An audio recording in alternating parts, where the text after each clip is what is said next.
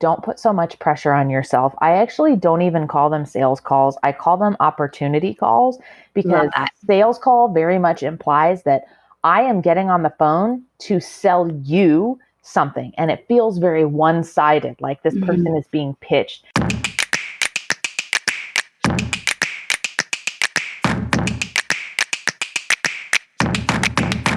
Hey there, you're listening to the Online Business Clinic, the place to be to build a profitable and portable business. I'm your host, business strategist Molly Ann Luna, and today I have an extra special treat in store just for you. Today, two-time TEDx speaker and author with Entrepreneur Press, Laura Briggs, has stopped by to share with us her strategies on how we can better nail our sales calls. Laura, welcome to the show. Thank you for having me. I'm really excited to have you here today because many of our listeners are online coaches, freelancers, individuals who are kind of fairly new into dipping their toe into the online business building world. And it can be scary enough to put together a brand and services and then to go out there and to promote.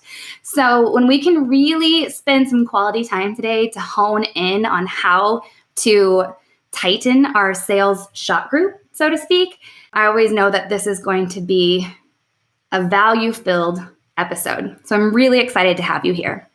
Before we dive right into your nitty-gritty how-tos, I do know that there was a season in your entrepreneurial journey where you'd kind of decided for yourself, things weren't really bringing you the most amount of joy that you felt it could for your business. And if I'm misunderstanding, by all means, correct me.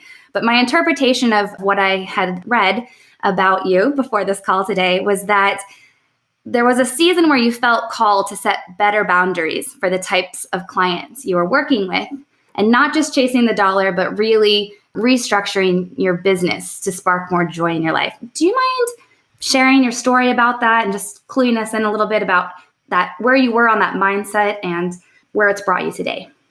Sure. Well, I started in 2012 and my freelance business was very much a side hustle.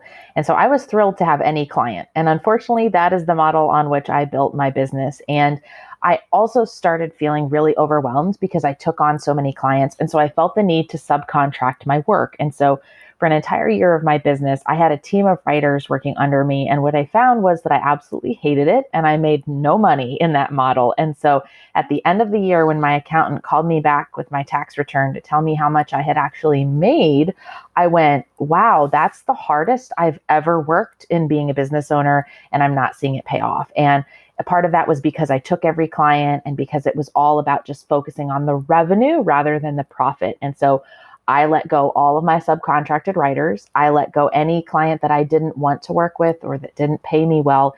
And I started completely fresh in 2016. And that's not the only time that I've almost like burned things to the ground and started fresh, realizing that I've gone back to old habits or that something just isn't serving me anymore. And so I guess the takeaway from that is you don't have to build this perfectly the first time around. You're going to make changes and adjustments and it's okay. And you will survive it too. But you have to really be willing to listen and go, you know what?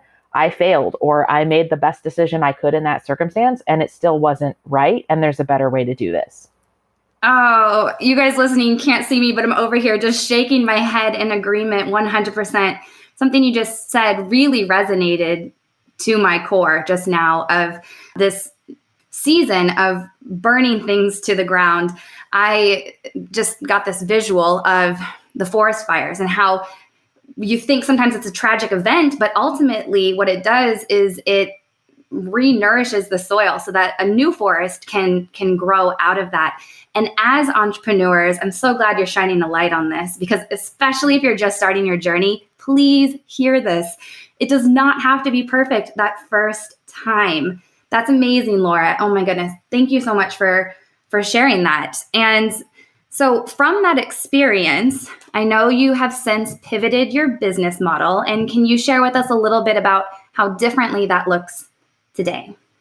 Yeah, so today it actually looks a lot like the way that it did when I got started. When I got started, I worked a full-time job and I was freelancing as a side hustle. And so today, freelancing is my side hustle. It is a profitable 6-figure side hustle, but I'm super choosy about the clients that I work with because I have limited time. And I've actually found that being in a role where I'm essentially full time with a client it actually forces me to be super productive and very picky about who I work with. And so that structure has actually really helped me. And I think a lot of times we think about people who have some other big time commitment, whether it's a full time job, caregiving, being a parent, being in school. We think of that as a downside.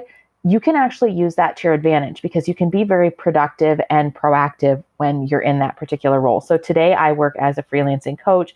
I have books, I do public speaking, and I create courses. And so because my attention is split over many different things, I can't really be full time with any one of my business interests. And I found that that's actually helped me get really clear and focused on like, okay, what is my goal for this quarter? What is my goal for this month? Is that feasible with all the other things that I have on my plate? And I think as business owners, we often think so much about that transition of how do I go from part-time to full-time. Recognize that you might scale it back to part-time. I think it's one of the greatest things about being a business owner. So many online business models, you decide what full-time means for you. And then you can arrange your business around your life rather than doing it the other way around.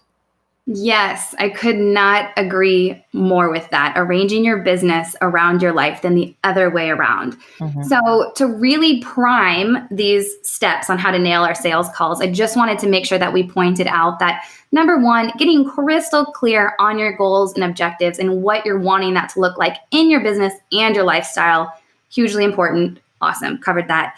And second of all, recognizing that you're not necessarily meant to serve everyone, and you don't necessarily want to close every single sale. And when you're just starting out, that can feel really weird because you're like, I just want to help anyone and everyone I can.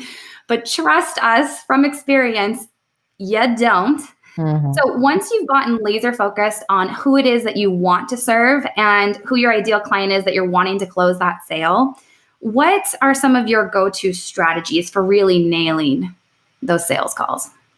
I think number one, don't put so much pressure on yourself. I actually don't even call them sales calls. I call them opportunity calls because Love that. sales call very much implies that I am getting on the phone to sell you something. And it feels very one-sided, like this person is being pitched. And the truth is that you should be evaluating that person too. Are they the right person to work with you? I think it surprises people sometimes when I get on calls with them or I tell people who are interested in buying my courses, if you have a question, email me. And I'll tell you honestly, if I don't think you need this course or if it's not right for you, telling people no is something that goes both ways. So a lot of times we put all this pressure on ourselves of I have to get on this call, I have to make the sale.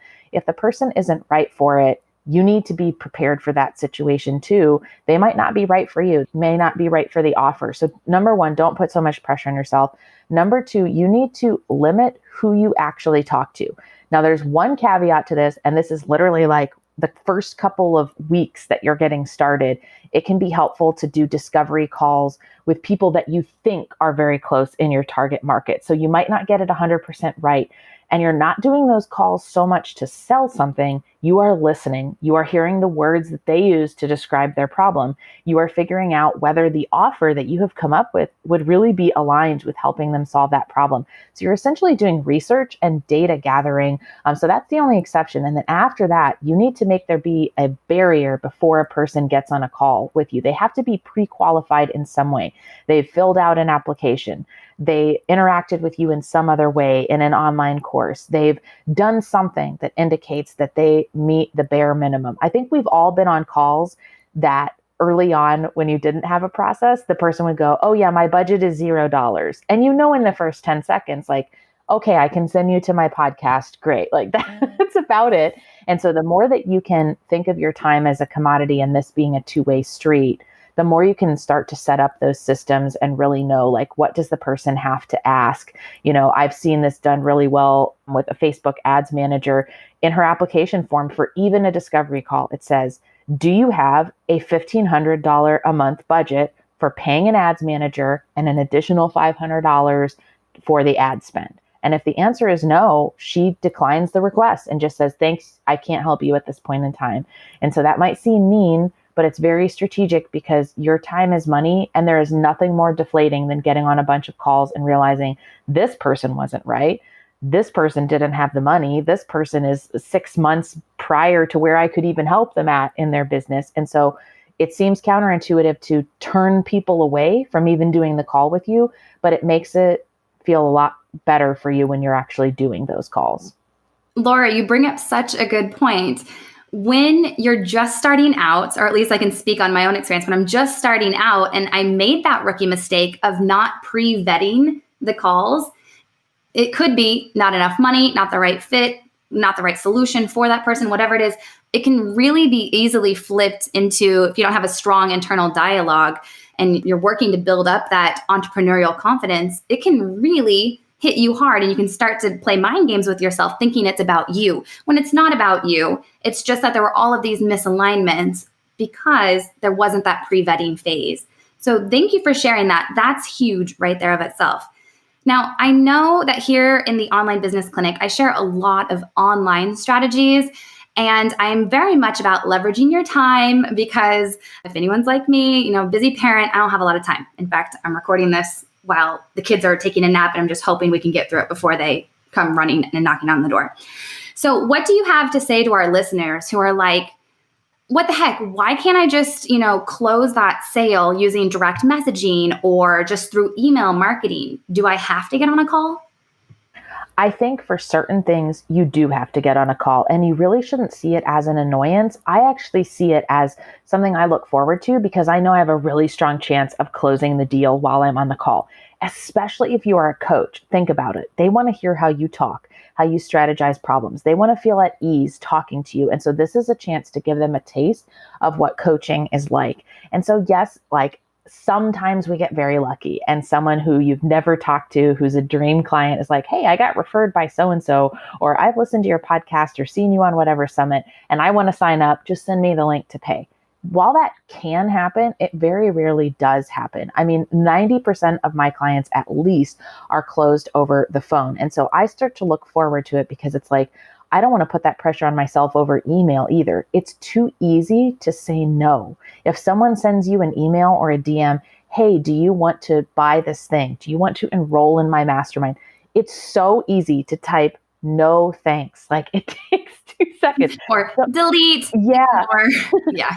So don't give people that option, right? If they're really the right fit for you, they deserve to have a conversation with you, especially if this is a high-end product, right? Especially if this is $1,500, $2,000, a 6-month coaching package. Yes, you can give them 20 to 30 minutes of your time, and it's your opportunity to set them up for a win. It's just too easy for somebody to come up with a million reasons why they can say no to something over email or DM or any other interaction. The phone call is also where you get the data about what's bothering them the most. Sometimes people have a hard time articulating that.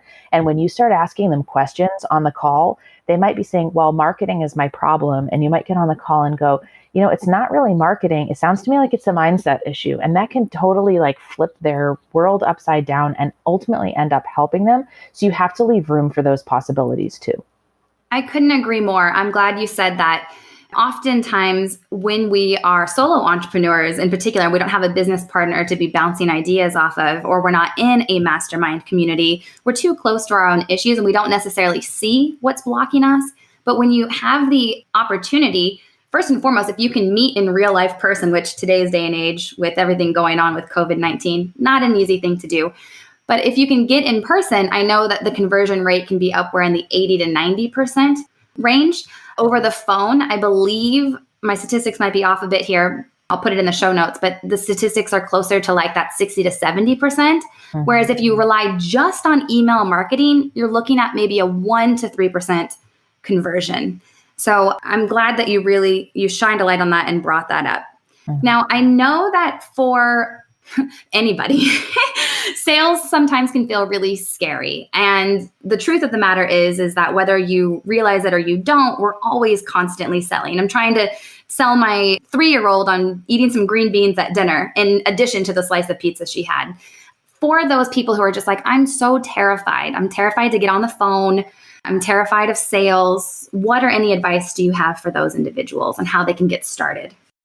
Okay, this is going to sound crazy, but you almost want to show up to the call like you don't care what happens. Because when you show up and you are feeling that pressure and you're like, I need to close this client, I've got to do it, the client can feel that. Even if it's never said or articulated, they can feel it. It's an energetic thing. And so you never want that sense of desperation to go over the Zoom call or through the phone line. You want to make sure that, sometimes that's how I show up to the vast majority of my phone calls, is not that you don't care, but that if it's a disconnection from feeling like the outcome is the be all and end all. It's like, hey, yeah, I'm excited to talk to you today and see where I might be able to help. That's how I usually lead most of my phone calls. And that already puts the person at ease, because I'm not telling them, okay, what's your issue again? Because I have this course and I have this coaching package and these are the things you can buy. I'm literally just saying like, hey, let's chat. Like, I might be able to help you. I might not, but it doesn't feel as pressurized for me or for them. And I think it actually creates kind of a reverse thing where people are more interested in working with you, because it's almost like, what they say about like play hard to get on dates or something. So it's almost like that. You want to show up confident. You want to show up clear about what you can bring to the table, but you're not feeling personally tied to the outcome of the call unless it's a really good fit. And I like to say that to my prospective clients too. Like, hey, maybe it's a fit and we can work together, and that's great. But that makes them feel like, I'm not going to try to close you if I don't think you're the right person. And I'm not going to pressure you for something that isn't a good fit for you. And they feel like they're having that call in integrity then.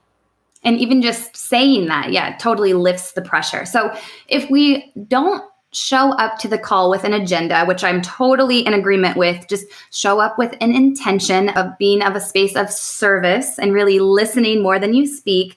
Curious to know what advice you have on how to make sure that that initial call is the most effective possible for our clients to help potentially move the sale forward without being overly pushy or having that energy of needing to get a result. Yeah.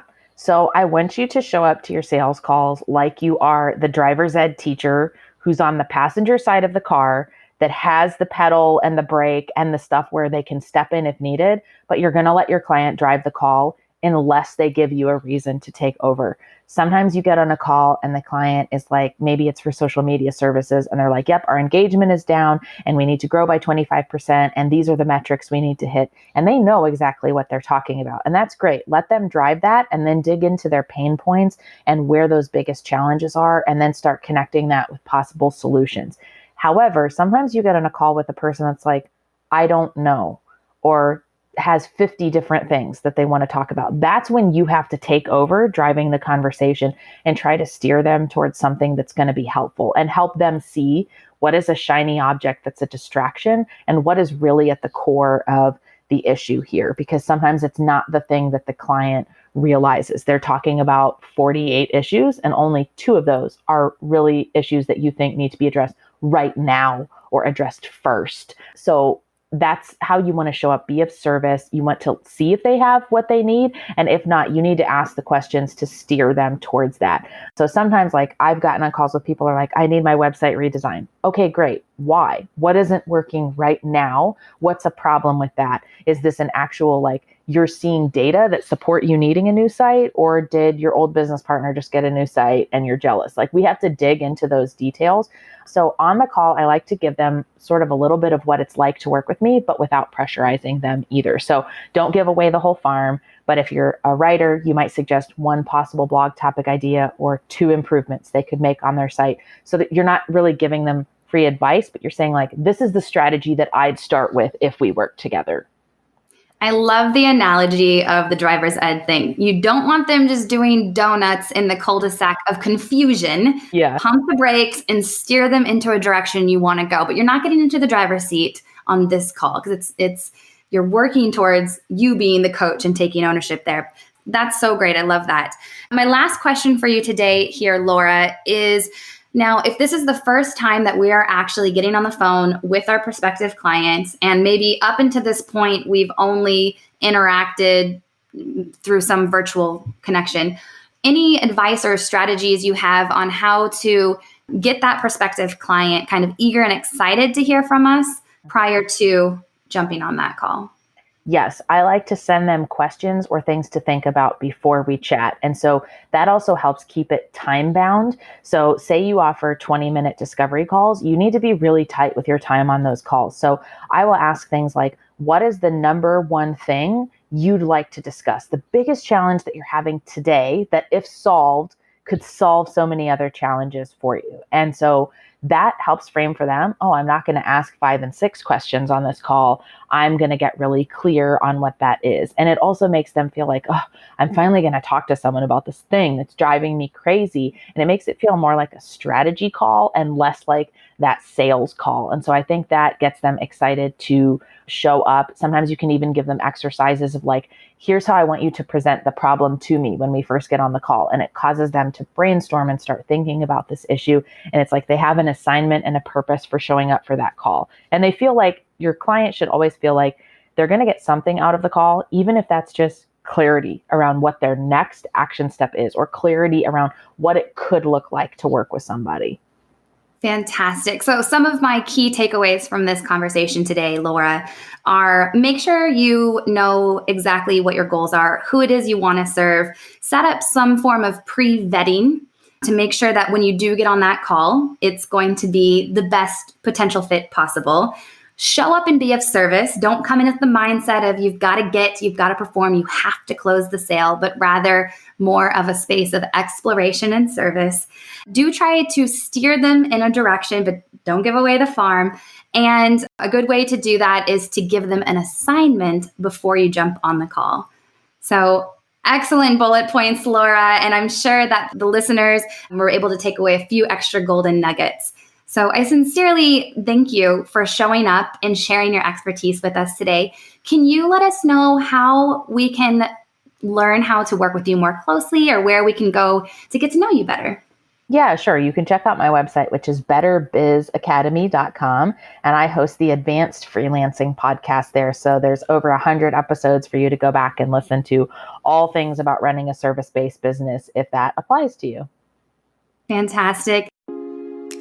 This episode is sponsored by the Income Amplifier, a digital course designed to help you turn your expertise into online income. With step-by-step coaching and customizable templates, at the end of this easy-to-implement virtual learning experience, you'll get paid to create 2 new streams of income that you can later set up to sell again and again on automatic. To learn more, just head to mollyandluna.com.